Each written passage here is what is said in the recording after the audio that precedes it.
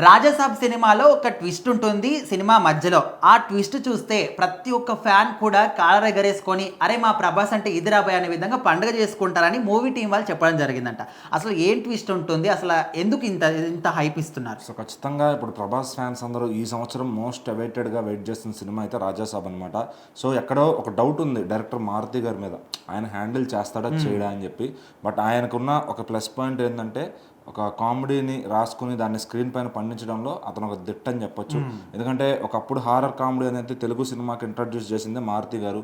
So ఆయన దగ్గర ఏ amount లేనప్పుడు కూడా ఒక నార్మల్ కెమెరాతో ఈ రోజుల్లో అనే సినిమా తీసి 100 రోజులు ఆడించిన డైరెక్టర్ ఆయన.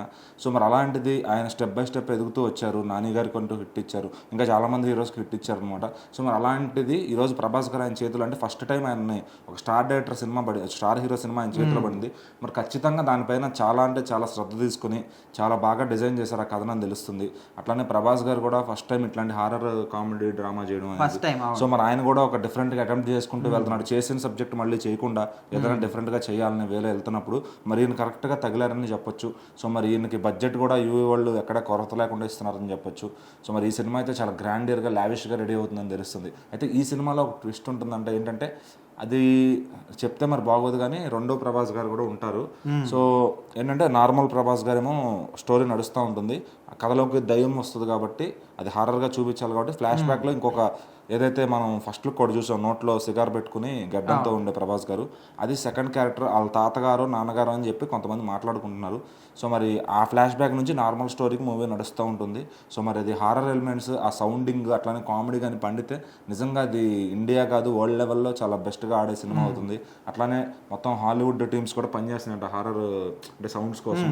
సో ఓవరాల్గా మరి ప్రభాస్ గారి నుంచి ది బెస్ట్ అవుట్పుట్ మారుతి గారు అయితే తీసుకురావడానికి ట్రై చేస్తున్నారు. అంటే ప్రభాస్ కెరీర్లో ఒక కామిక్ రోల్ అనేది కొంచెం టచ్ ఇచ్చాడు, కాకపోతే స్టిల్ ఇప్పుడు ఈ మధ్య కాలంలో అన్నీ కూడా ఒక మహారాజ్ గెటప్ కానీ అంటే ప్రతి ఒక్క మంచి ఎలివేషన్ ఇచ్చే క్యారెక్టర్లు వస్తున్నాయి తప్ప ఈ మధ్య కాలంలో ఇలాంటి క్యారెక్టర్ రావట్లేదు. సో ఇప్పుడు కామిక్ ప్లస్ రెండిట్లో ఇప్పుడు మారుతి డైరెక్షన్లో మాత్రం ఈ సినిమా వస్తుంది.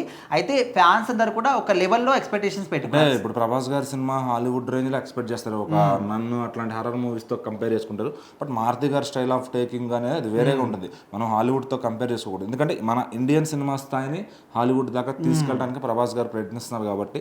సో ఖచ్చితంగా దీని స్టాండర్డ్స్ కానీ బాగుంటే ఖచ్చితంగా నెక్స్ట్ లెవెల్లో వరల్డ్ లెవెల్లో పనిచేస్తుంది. మొత్తానికి మరొక 1000 కోట్ల సినిమా ఖచ్చితంగా ప్రభాస్ అకౌంట్లో పడబోతుంది రాజసాబ్ సినిమాతోనే చాలా మంది ఫ్యాన్స్ అయితే ఫిక్స్ అయిపోయారు. చూద్దాం మరి ఏం జరుగుతుంది ఏంటి అని.